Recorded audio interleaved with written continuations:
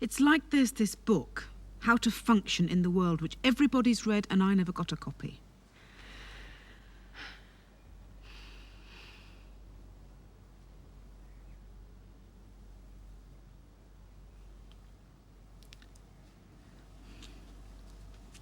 At parties, I always get stuck with the resident loser. He corners me between a floor lamp and an armchair and delivers a lecture on computer science or hydroponic agriculture. There's no escape. His mouth is full of celery and cheese and onion dip, and I'm standing there watching it slowly dribble onto his sweater. And at the hairdresser's, I'm like a 4-year-old. I just sit there, gesturing helplessly. Then they give me this ridiculous hairstyle. I hate it. I'm screaming inside. But meanwhile, I'm smiling. I'm going from chair to chair, giving everybody in the place a huge tip. It's the same with restaurants. The maitre d' can never remember my reservation. He keeps me waiting 20 minutes. Then he leads me to the draftiest table in the place, and I give him a huge tip. And I get so tense reading the menu, I order a ridiculous combination like spaghetti alla vongole and cannelloni. Meanwhile, Antonia is sitting there, eating a delicious veal cutlet on a bed of wild rice with perfect baby carrots and green beans. Antonia? Antonia McGill. She's my oldest friend. Antonia always knows what to order. If her monkfish is cold, she knows how to send it back. If the music's too loud, she complains and they always turn it down. That's something I've never been able to do. Complain. I know I should. I'm heading for a stomach ulcer. Or worse. Tell me about Antonia. I don't want to talk about Antonia McGill. You said that she was your oldest friend. We have this dinner once a year.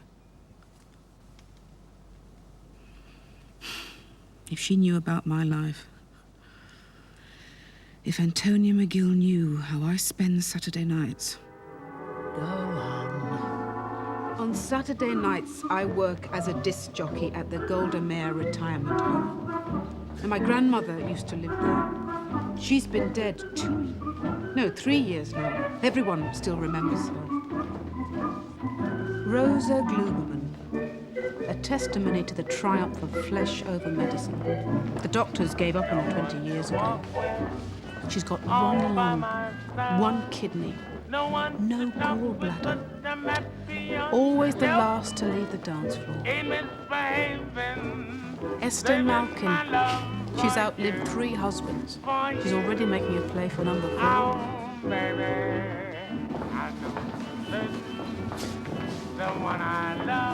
Sylvia Pinker, the social coordinator. She and my grandmother used to have competitions whose poppy seed cake was more devastating. It's always the same records. When I play Fats Waller, Harry Rosenthal always shouts, "Play it again, Sam." Play it again, Sam. Once is enough, Harry. Give us something romantic, Janie. Coming up.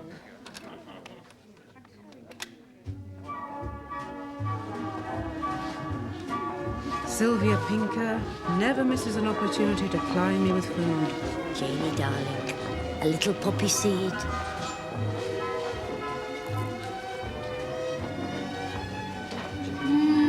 Mrs. Pinker, this poppy seed cake, words haven't been coined yet. My grandmother, may she rest in peace, would have had enormous difficulty in surpassing this poppy seed cake.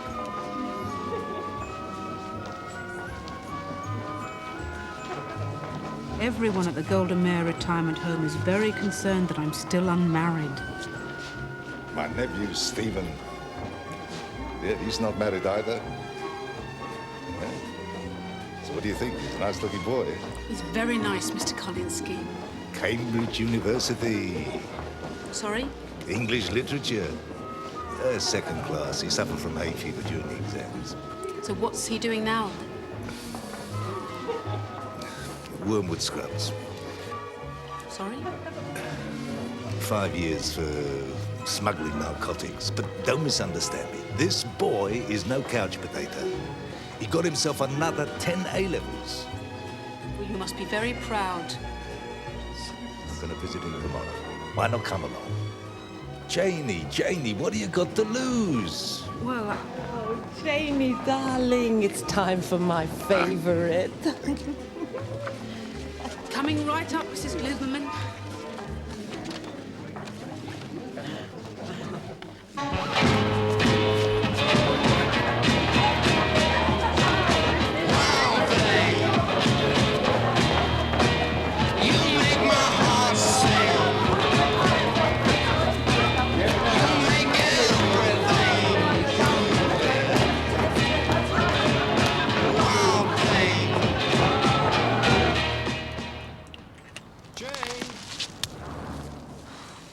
Norman, you frightened me.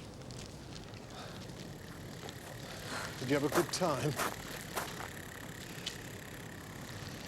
Here, poppy seed cake.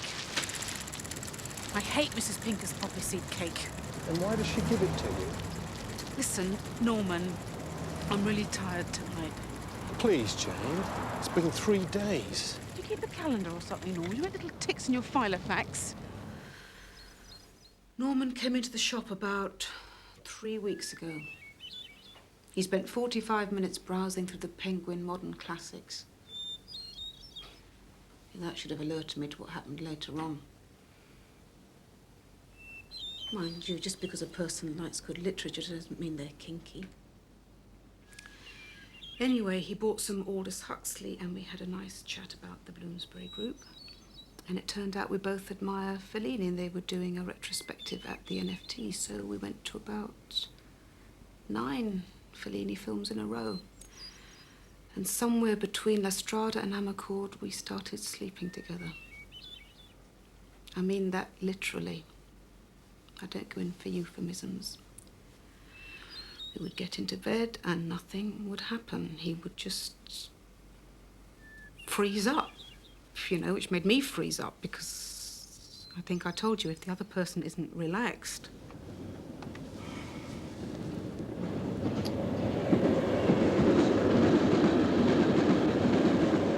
Jane, Yeah.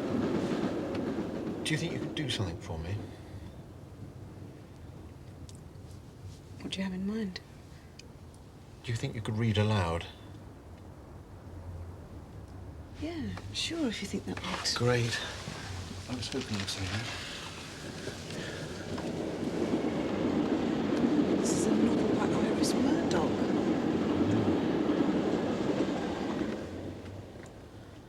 You want me to read this aloud? Please, Jane. Okie dokie. Chapter 1. Jane, could you begin with the blurb on the back? No problem. Blurb on the back. Once again, Iris Murdoch demonstrates that her gift for compelling narrative, vivid characterization and comic invention are unrivaled. Her story of a frustrated, middle-aged and unhappily married schoolmaster who loses his heart completely to a bewitching young artist. The thing about Norman Beer, he can only become aroused if his partner reads aloud, and it has to be Iris Murdoch. No other writer will do. I know it's hard to believe, but her prose works on him like an instant aphrodisiac. We have great sex. Only problem is, I don't know how I'm going to tell him. I've never liked Iris Murdoch. Her novels, I mean, I've never been able to finish them. You must tell Norman how you feel. I know. The same with Mrs. Pinker and her poppy seed cake. You must say to her, Mrs. Pinker, I hate your poppy seed cake. I know. But I've always had difficulty expressing my feelings. It dates back to when I was born. The first time my mother saw me, she went into shock. Oh, dear Lord, no. She's the spitting image of Uncle Vladimir. My Uncle Vladimir. the only Jewish supporter of Oswald Mosley. He even wrote a book about it, Oswald, Our Redeemer. They won't publish it because it's common knowledge the British publishing industry is in the hands of a hardcore of Bolshevik subversives. Vladimir, nobody will publish it because it is pure, unadulterated drivel. Uncle Vladimir was bad enough, but when I was 10, my parents abducted me to Canada. Okay, it was a healthy life and I learnt lots of useful things, but when we moved back to England, my street credibility was -0.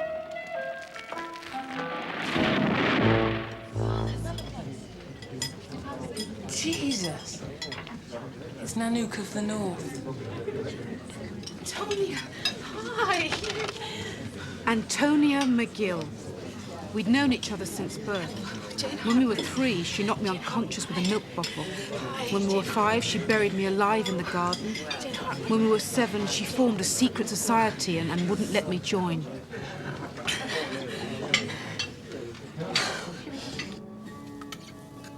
Needless to say, I worshipped her. My uncle was a fascist. My formative years had been spent in a canoe. I was looking to Antonia McGill to pull me through. You know, the thing to remember about the Canadian constitutional crisis, it's linked to an even thornier issue. Now, the Canadian identity.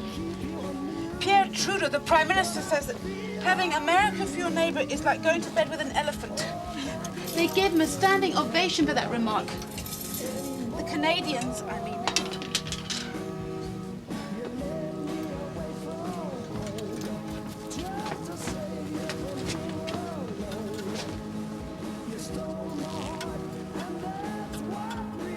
I can't breathe.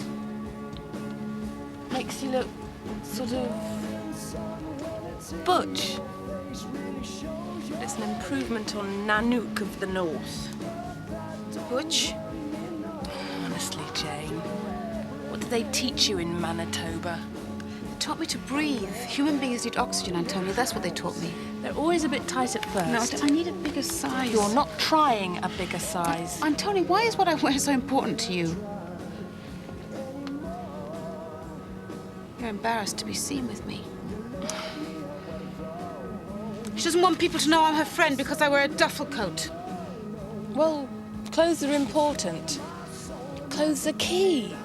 Clothes are key, are they? What about the war in Vietnam? I thought that was supposed to be key. And putting a stop to racism and hunger and third world misery. No, isn't that key as well? Not to mention nuclear disarmament and finding a cure for cancer. Janie, cool it. I am cooling it! Now just pretend you don't know me. Now, I don't want to spoil this key image you've created for yourself. It's just I have better ways to spend my time. Now you'll all have to excuse me because I have some really key things to do now.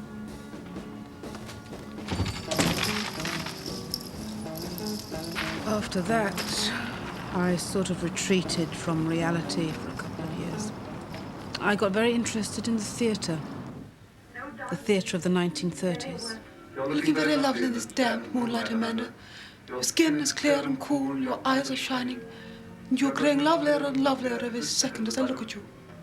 You don't hold any mystery for me, darling. Do you mind? There isn't a particle of you that I don't know, remember, and want. I'm glad, my sweet. More than any desire in the world, deep down in my deepest heart, I want you back again. Please. Then I went through a religious phase. I joined the Russian Orthodox Church.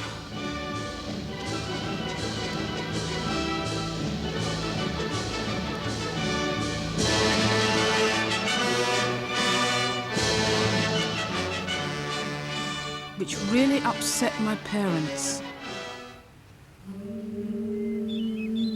After that, I tried Zen minimalism for a couple of months.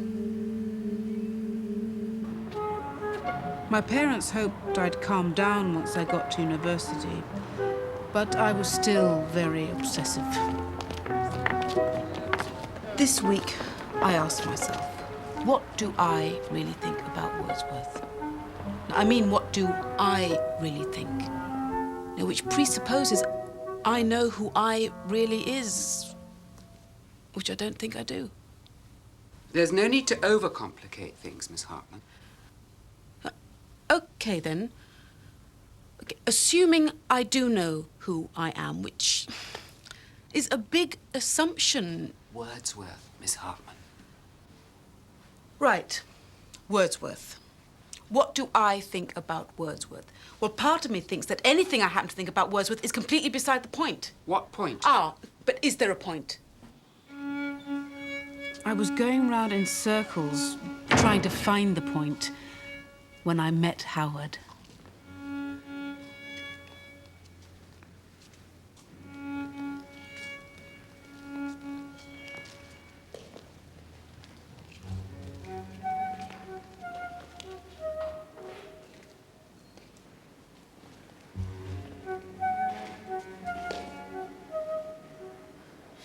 What do you think? Not enough variety. Well, how can you say that? You've got 24 different pairs of cheeks. You know, each cleft is distinctive.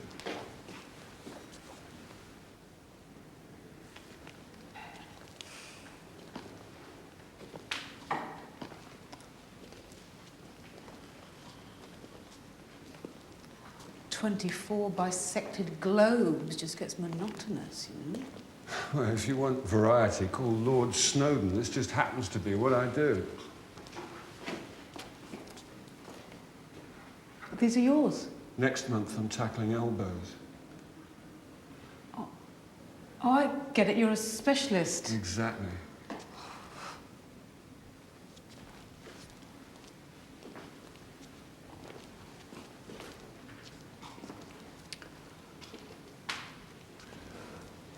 What's your name? Jane Hartman. Howard.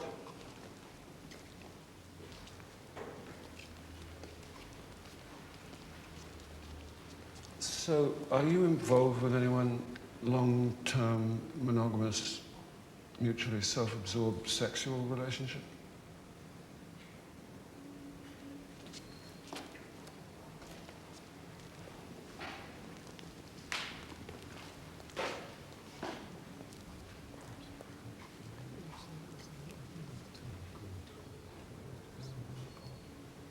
No? Me neither. Janie, Janie, Janie, she's so heavy. She's it on a check for me. Yeah, we got Janie, Janie, Janie. She's so heavy. She's the only check for me. We got to go. No, because it's death. We had an old-fashioned courtship, Remember? only it took place in Howard's bed. If you do, well, I won't go into. We stayed there for 6 months. You remember? Well, You don't mind. we'd get up occasionally, you know, to go to the bathroom and order food. I felt like one of those creatures Plato describes who's been split in half all her life and suddenly finds the other half that makes a perfect whole. We would still be there. But Howard went to Paris to photograph necks for Vogue. So, I got out of bed.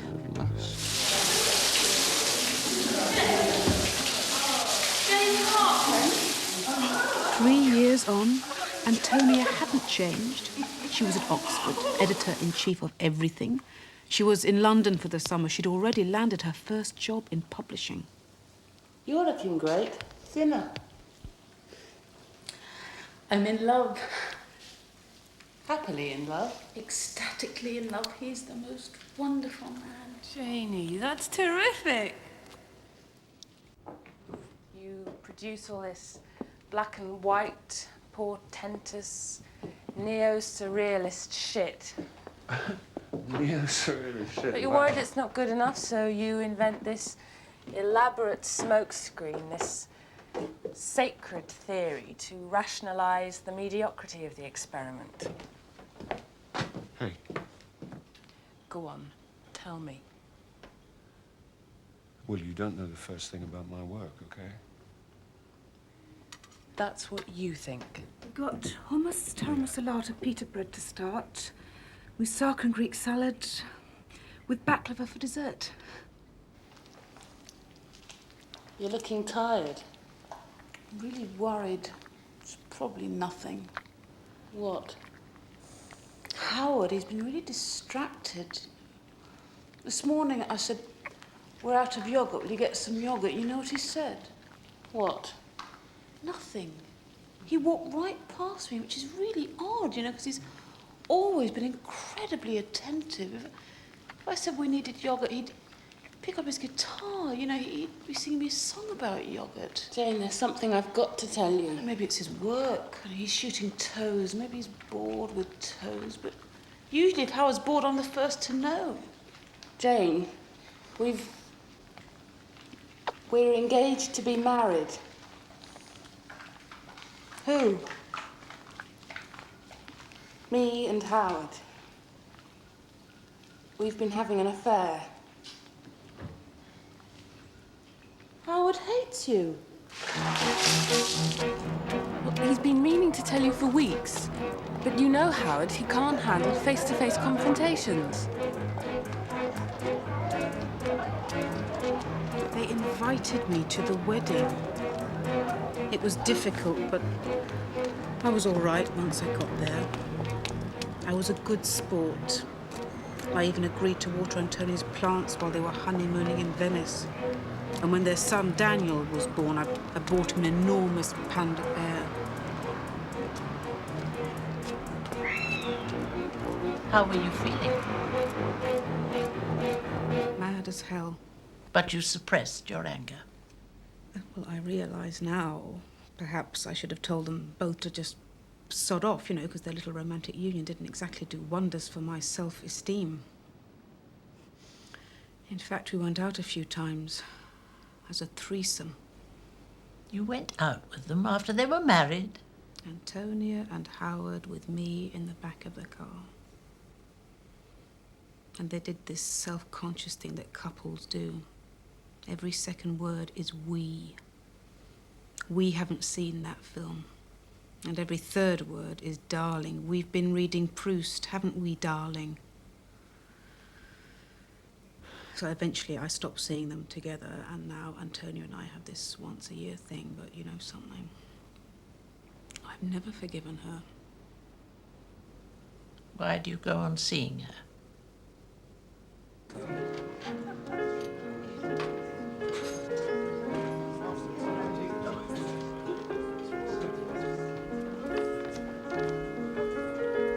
Jane. Sorry, darling. I'm always doing this. Well, there was a party for Saul Bellow.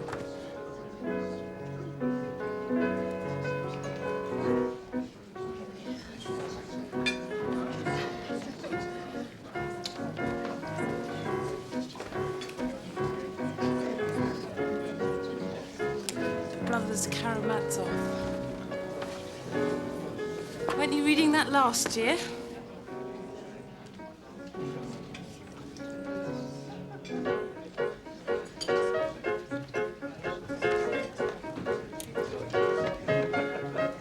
Jane, you're pregnant.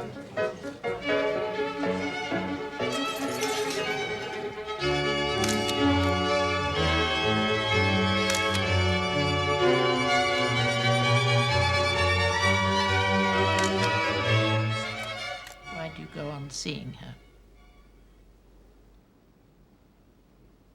I don't know.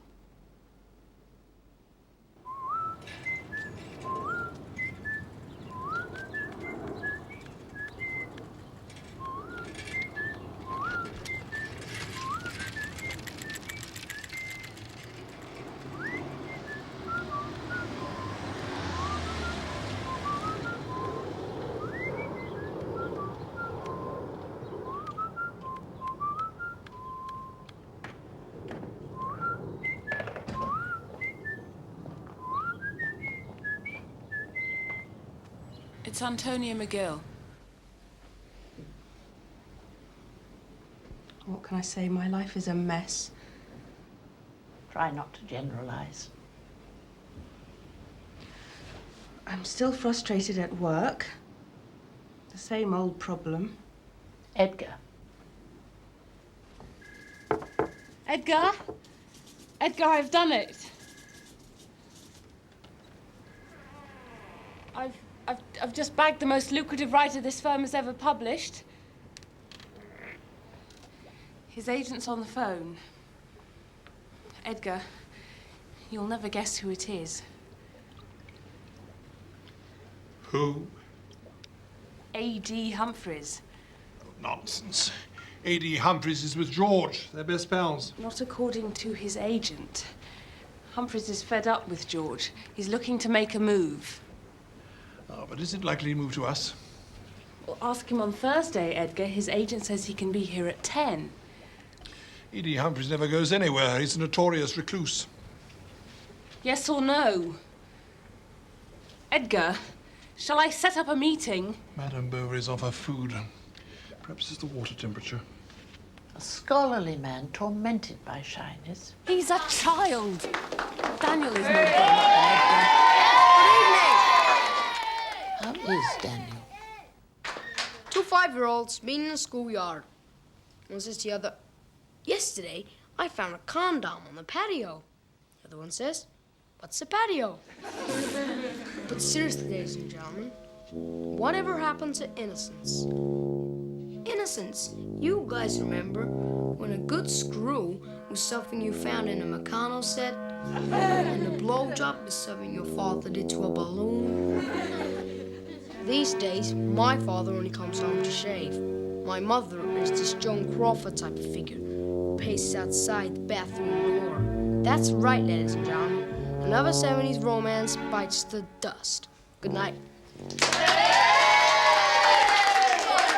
He's going to boarding school next term. What does Howard think? Howard is having an affair. Doesn't she feed you? Sorry? The bimbo you've been bonking every other night. Doesn't she know how to cook? Don't be daft. What do you think, Howard? Do you think I'm an idiot? You come in late, you don't call. Last night you don't come home at all.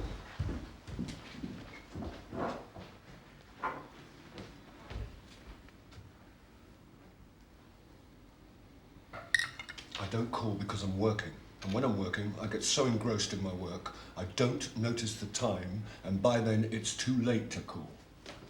I don't believe you. So what do you want? You want me to leave? What do you mean, leave? Well, maybe I should move out for a while. In other words, you're moving in with the bimbo. What bimbo? There is no bimbo, Antonia. There's just you and me, and the fact that maybe we could use some time on our own. I never said that. Where are you going?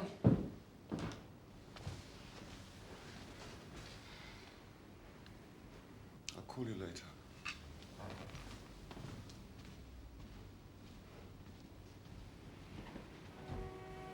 He didn't call. I went to bed at 12. I was up again at 2. I exercised for about an hour. Then the neighbours called to complain. I'm sorry, Mr. Miller.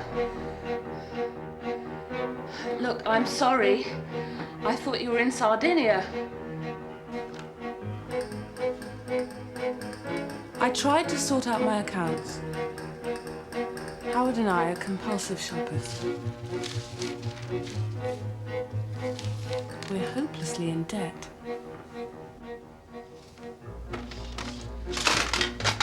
So, I thought, rid your life of clutter.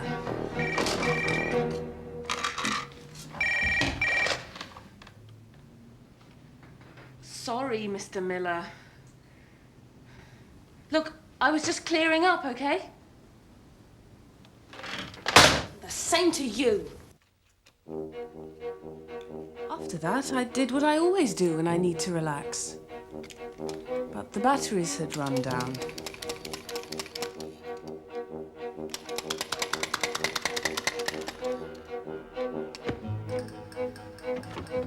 Then I did what I promised myself I would never do again. 4 a.m. I was ravenous. Part of me was thinking, Antonia, what are you doing? You're on a strict no fat, no sugar, low salt, no mixing carbohydrates with proteins, no chocolates for the rest of your life diet. But the other part of me kept screaming, more, more. Give me more. Antonia, let's look at your behaviour. Did Howard say he was having an affair? Maybe he's right. Maybe you both need some space. Loosen up. Try to regard everything that happens as a delightful adventure. There's something else? Jane? Your annual reunion dinner. Have I talked about that? You mentioned it earlier. Sometimes I wonder why we bother. So then I thought I'd hitchhike through Burma. And who should come along but a Swiss millionaire in an open-topped Hispano Suiza. You should meet Swami Maribu. He's very funny on cars. In fact, he's the funniest guru I have ever met.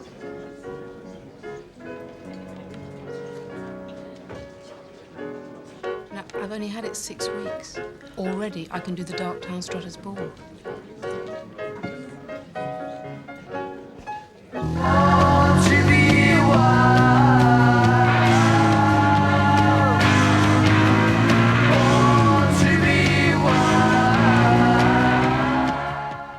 Jane always makes me feel middle-aged. Every time we meet, she's into something new. You envy her. She was a real nerd when we were growing up.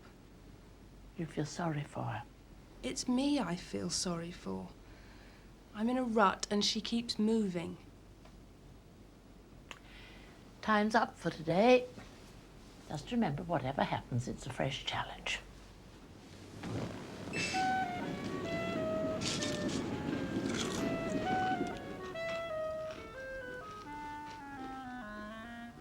Vladimir Hartmann, you first heard Oswald Mosley speak at a rally of the British Union of Fascists in 1934. And to put it mildly, you were hooked. Yes, Michael, I was hooked. The man seemed to me to be making absolute sense. Indeed, he still does. Now, Mosley's mesmerizing rhetoric won him a lot of disciples, but you must be unique among them, because you're the son of a Jewish rabbi from Poltava in the Ukraine. What can I say? The human being is a mess of contradictions.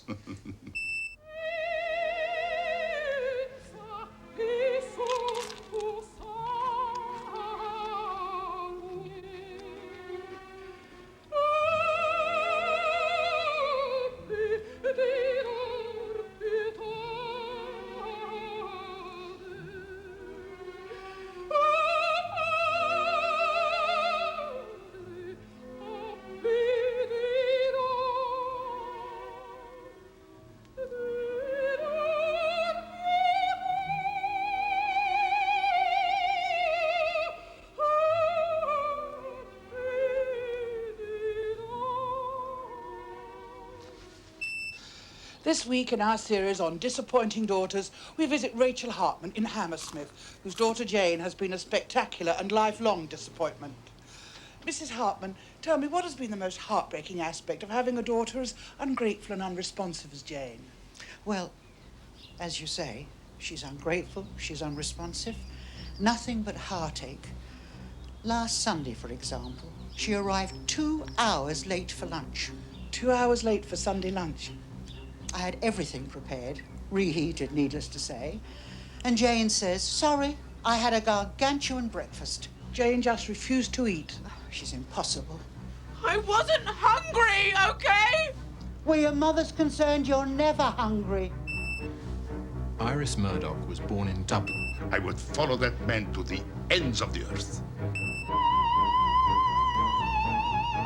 There we leave it for this week. Jane Hartman, a classic disappointing daughter. The Red and the Green, 1965. The Time of the Angels, 1966. The Night and the Good, 1967. Bruno's Dream, 1969. A Fairly Honourable Defeat, 1970. An Accidental Man, 1971. The Black Prince, 1973. The Sacred and Profane Love Machine, 1974. You were projecting your anxieties onto the screen. I think I'm going insane. Insanity is just a word. My whole life was being broadcast to the nation. Who do you think was watching you? Antonia McGill. Taxi!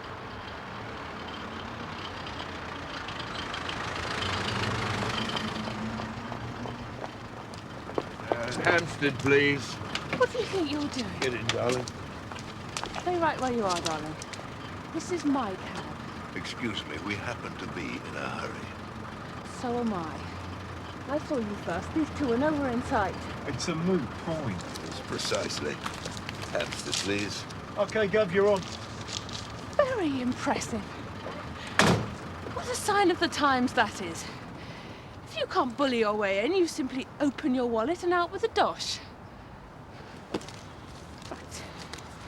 Two can play that game. Here we are. 20 quid. King's Cross, please. 30 quid. 40. 50. 65 quid. It's all yours. Thank you. That will teach you to steal other people's taxi cabs. Taxi! May you cheat on your income tax! May you cheat on your wife! Just remember, cheaters never prosper!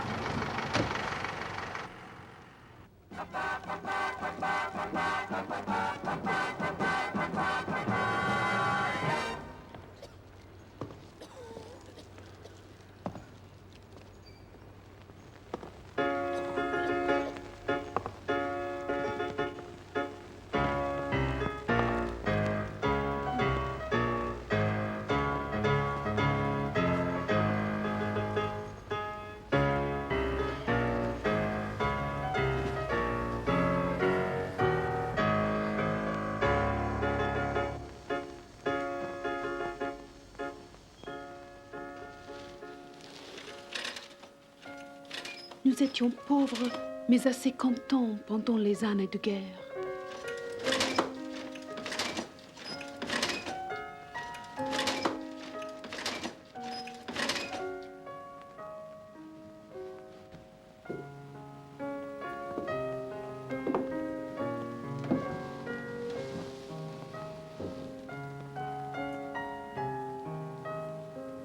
Nous avons consacré nos vies à la résistance. Howard Nash, le premier, le seul amour de ma vie.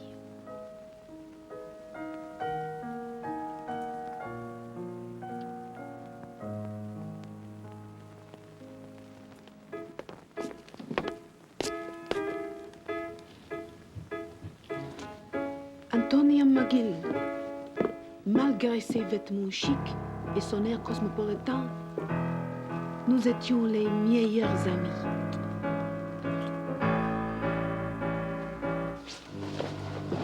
Bouge pas! Gestapo!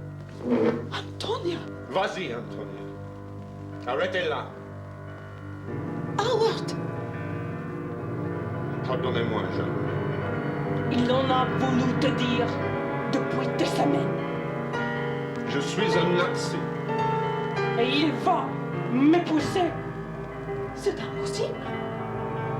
Howard est amoureux de moi. Jamais plus. Heil Hitler! Heil Hitler! Très bien alors. Voici. Tous les mois.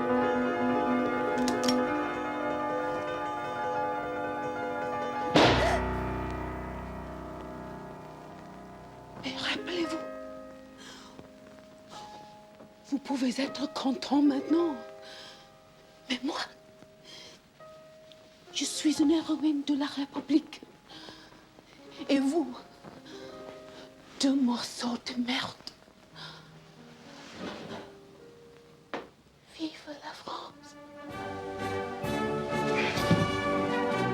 No, that's not how it was. Howard married me, and Jane understood completely.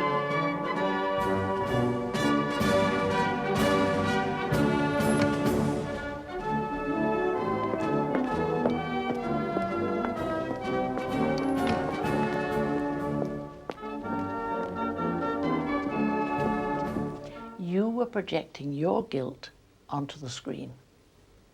My guilt?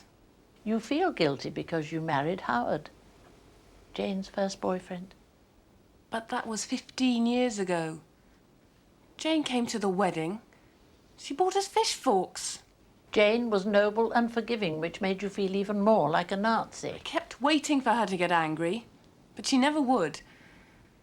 Now Howard's found another woman. Antonia, you'll have to learn to let go. I did. When I came out, there was a man in a raincoat.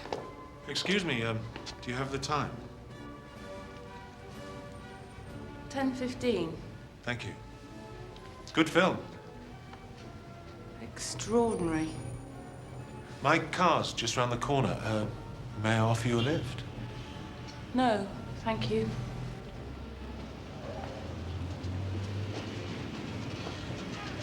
Actually, that would be very kind of you. I'm just off the high street.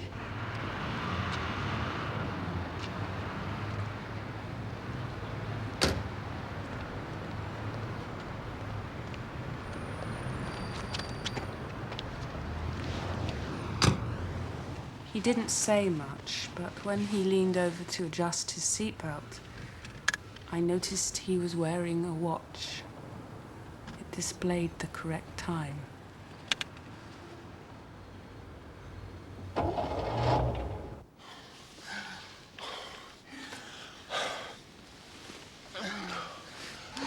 My first lover since I married Howard. And the thrilling thing was, I didn't even know his name. I don't want to know your name. I don't want to know anything about you. Last tango in Paris. Sorry. There's Marlon Brando and Maria Schneider. They have this passionate affair, but he insists on total anonymity. I've never seen it.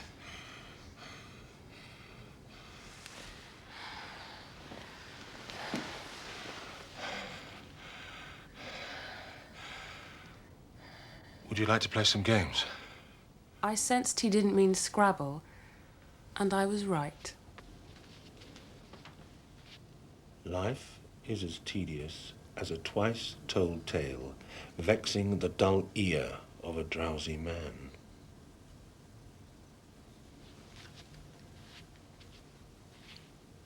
King Lear.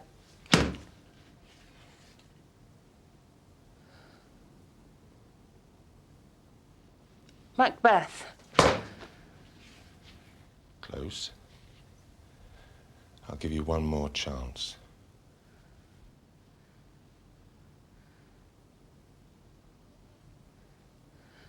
Troilus and Cressida. King John, you lose. Ow! Strawberry.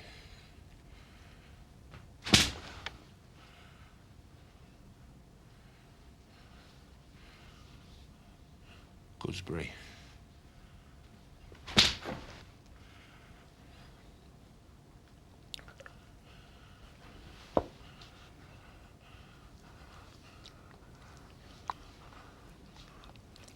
Marmalade. Frank Cooper's original Oxford. Bingo. Oh, don't stop, don't stop. 9.5 weeks. Sorry? Mickey Rourke covers Kim Basinger with the contents of an American refrigerator. I've never seen it. I realised the whole thing was kinky and masochistic and perverted and dangerous. It was an adventure. When I woke up, he was gone. I'm very proud of you. I felt reckless and free. Splendid. It didn't last.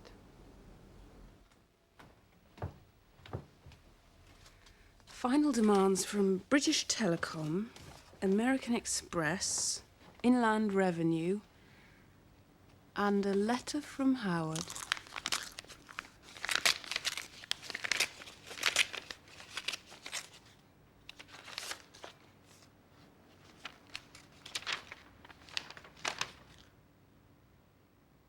Due to circumstances beyond my control, I regret to inform you that I no longer wish to be married to you. I intend to establish a separate residence with my new girlfriend, Pamela. Sorry, Antonia. Yours, Howard. Howard has left you. That's an existential fact. How you choose to react is up to you. I want to kill him. That's entirely normal. At the same time, I'm glad to be rid of him. That's entirely healthy. How could he do this to me?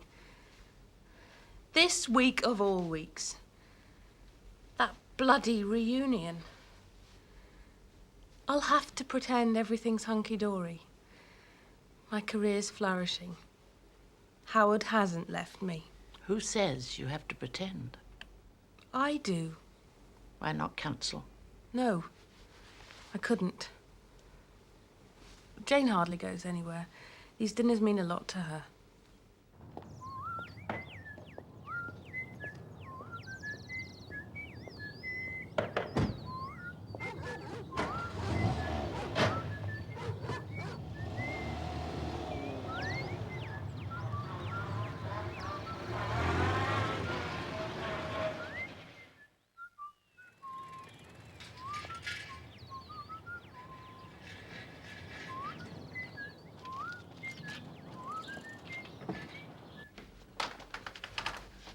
I did it. I did it. Congratulations. What's it to be tonight? The Black Prince or the Sea? Neither. The Book and the Brotherhood. Norman,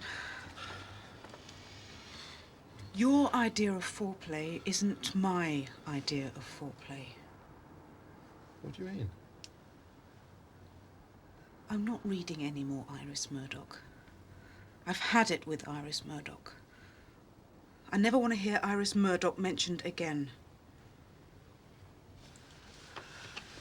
Jane, what's wrong?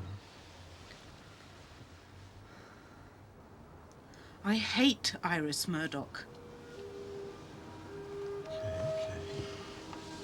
That's how you feel.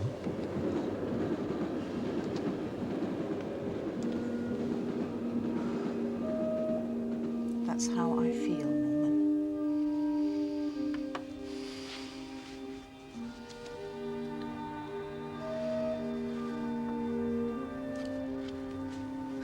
Guess I better go then.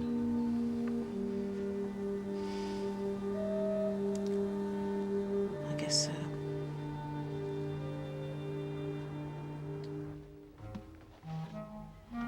After Norman left, I resigned myself to being celibate again. I thought of all the great celibates throughout history. Jane Austen, Ludwig van Beethoven, and then I couldn't remember anyone else.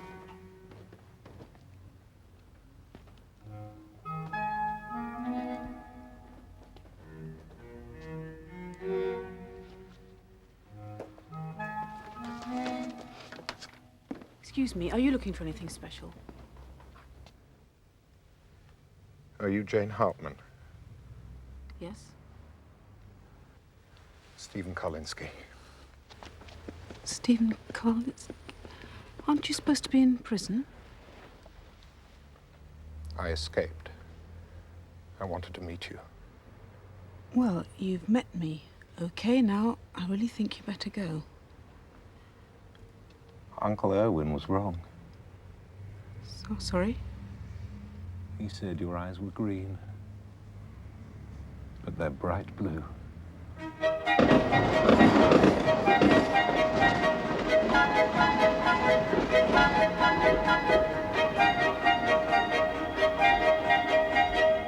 used to think that drugs and money were the only things worth pursuing. Now, I hope to specialize in diseases of the gastro-urinary tract. Stephen, I really have to get back to the shop. Until you have sampled my fettuccine alla marinara.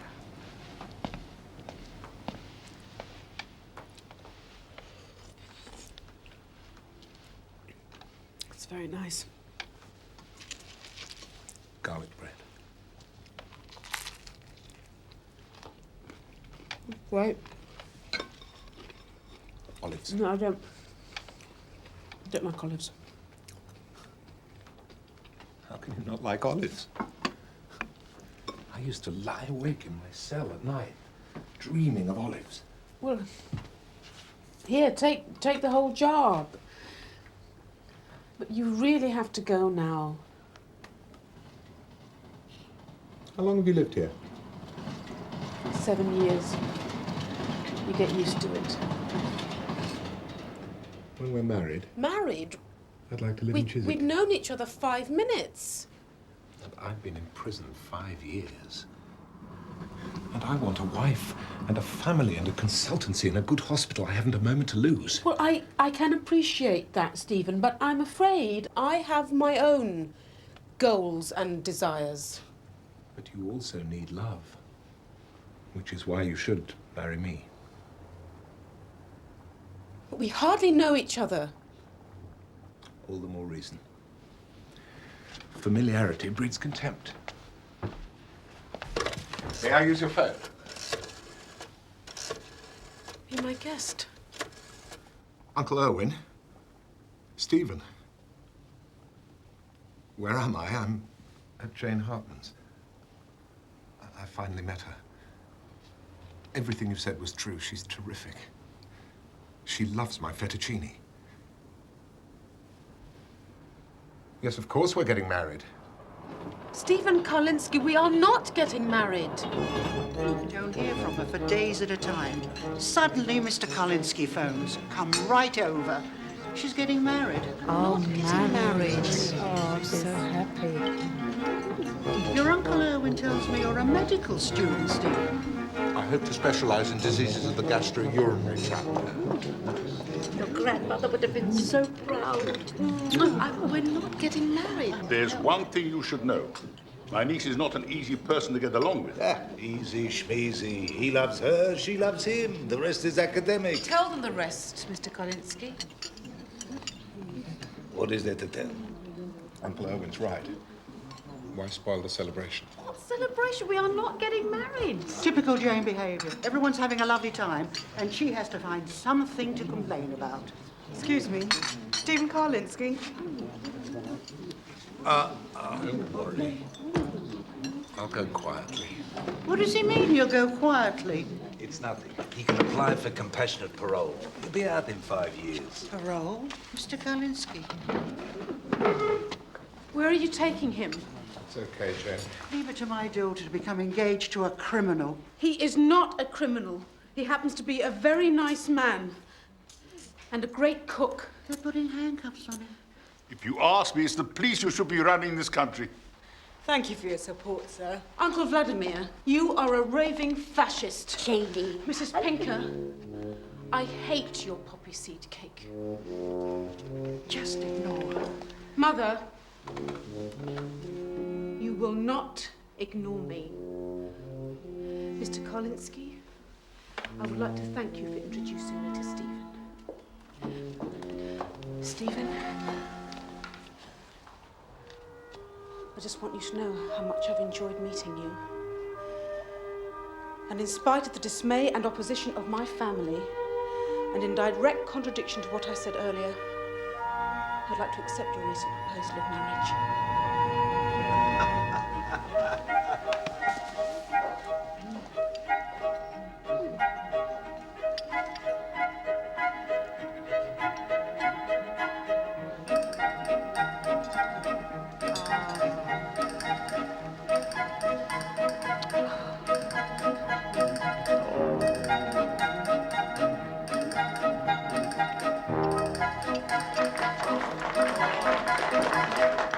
now you'll have to excuse me. I have an appointment with my therapist. Now she's seeing a therapist. You have agreed to marry an escaped convict. You sound like my mother. Now you're projecting. I am not projecting. I am in control of my life. I am looking forward to my dinner with Antonia McGill. And I no longer need to see you. You're not going to believe this. Try me. I was in Edgar's office, waiting to meet A.D. Humphreys, the best-selling novelist. Edgar had rushed down to the lobby to greet him in person. As usual, he intended to take all the credit. A.D. Humphreys, Antonia McGill.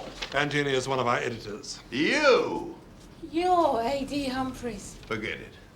Just forget it. Mr. Humphreys, please. Forget it. The taxi Mr. Humphreys. thief. Mr. Humphreys, sir. I beg you.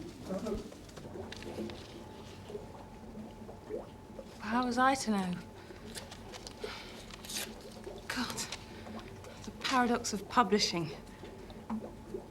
You read the books, and they're so finely wrought, so sensitive. And you meet the writer, and he's a fatuous prick. Antonia, that fatuous prick is worth billions to us. Listen, Edgar, I was the one who set up this meeting in the first place. And you're the one who's going to get him back. If you're implying I should apologize... Apologize? I don't want you to apologize. I want you to grovel. I want you to get down on your knees and plead mental derangement and eternal contrition. There happens to be a principle at stake here.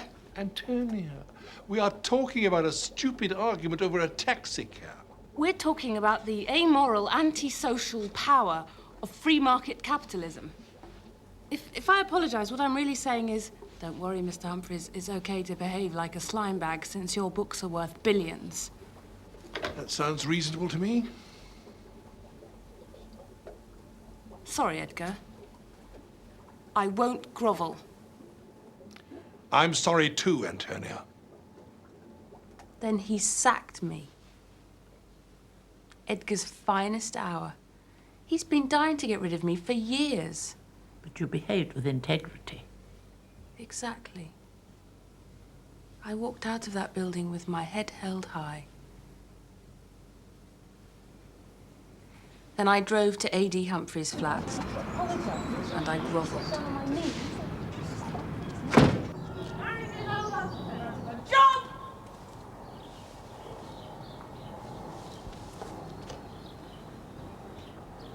So there I was. No job, no integrity, nothing. And Daniel was waiting for me to drive him to boarding school.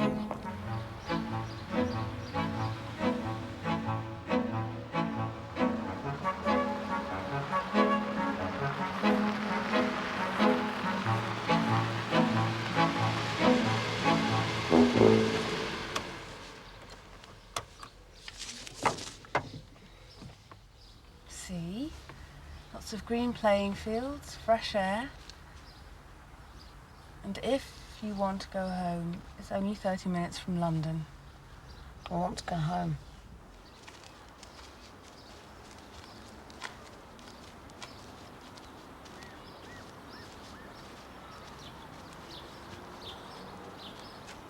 Here we are. Wordsworth House. How corny can you get?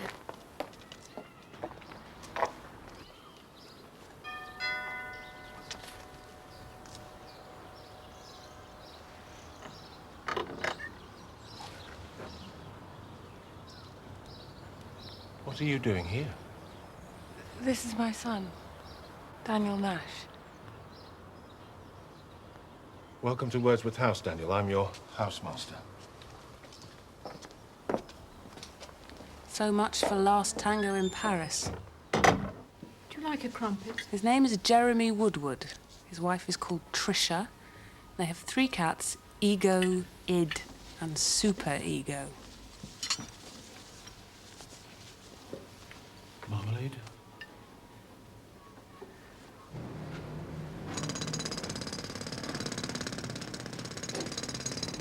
On the way home, I decided everybody in the world was part of a great conspiracy to make my life insupportable.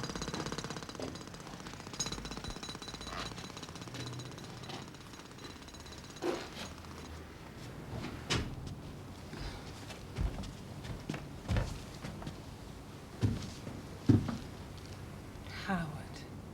Hi, darling. What are you doing, Howard? Hypertension. I'm really stressed out. Tough shit!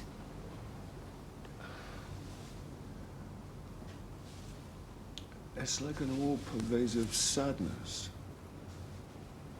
As though I were in mourning for my life.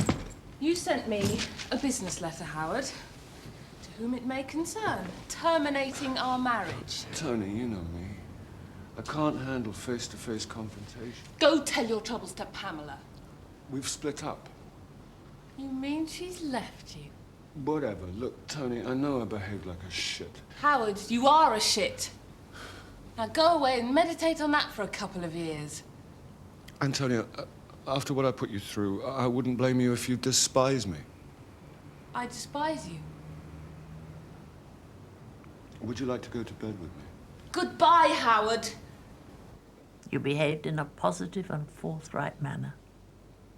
Then I went to bed with him. You went to bed with Howard. Do you want him back? I don't know. Do you love him? I don't know. Antonia, you'll have to do better than that. Look, my marriage is over. I'm out of a job. I demean myself before a man I despise. And I've performed every sex game in the manual with my son's housemaster. Those are the existential facts. How you choose to react. No, it's up to me. Well, I intend to take things one step at a time. Step one, rid my life of clutter. Excellent. I don't think I should see you anymore. You've had an eventful week. It's not over yet. I've got dinner tonight with Jane. Why not cancel? Cancel? I'm looking forward to it. I know exactly what I'm going to say to her. I'm wild again, wild again, a whimpering, simpering child again. I've never told you this before, but I've always resented the way you hijacked Howard. No, don't worry, it's okay. Couldn't sleep. I happen to be in love. Happily in love. Ecstatically in love. He's a most wonderful man.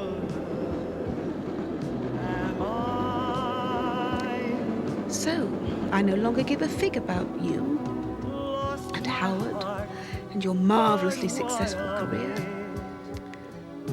I no longer need to live in the past and yearn for what might have been. And I have something to tell you, Antonia McGill.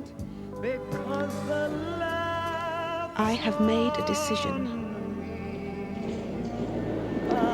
This is our last reunion dinner.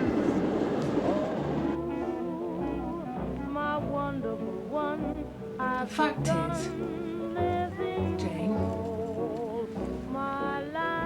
I'd like to apologise for the way I've treated you all these years.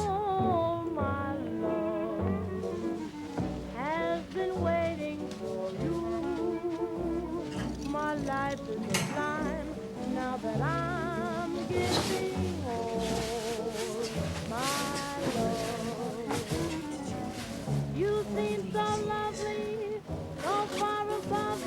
some pathetic country cousin.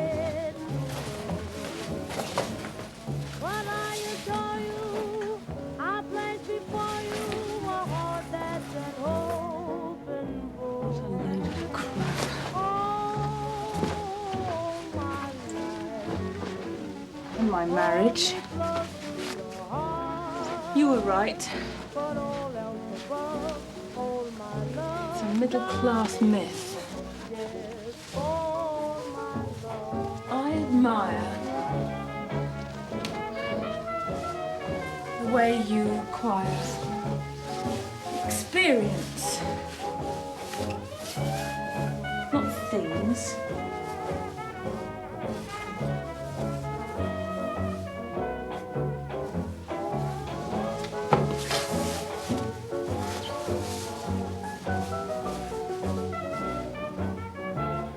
I think we should meet more often.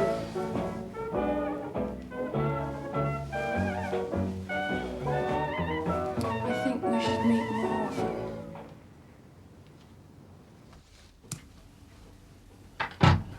Hi, Jane. Norman, you scared me. Jane, I found the solution to our problem. Our problem, Norman. Anita Bruckner. She's not as prolific as Iris Murdoch, but believe me, she's dynamite. Good night, Norman.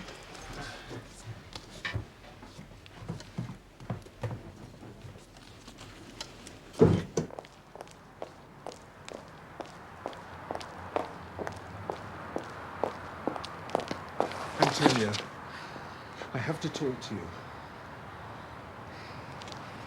It would never work, Jeremy. We know each other's names. You're my son's housemaster. I've thought up lots more games we can play. I'm sure you have. Now, good night.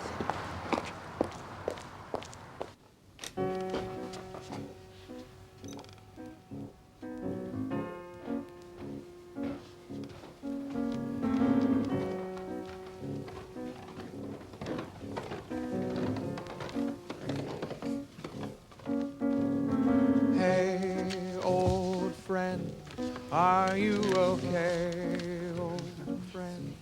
What do you say, old friend? Are we or are we unique?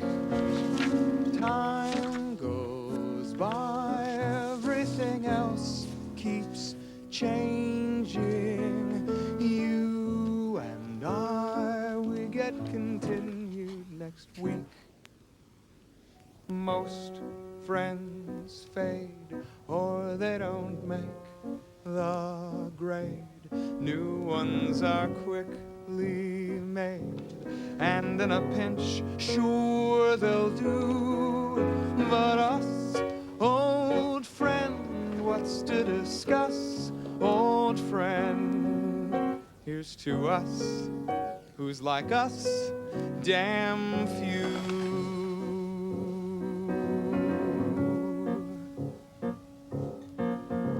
So, old friend, fill me in slow, old friend. Start from hello, old friend.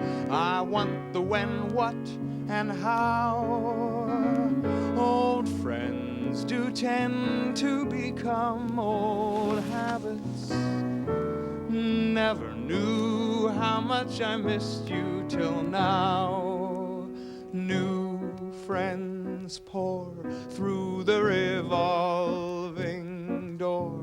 Maybe there's one that's more. Maybe there's one that'll do. But us, old friend, what's to discuss? Old friend, here's to us, who's like us, damn few.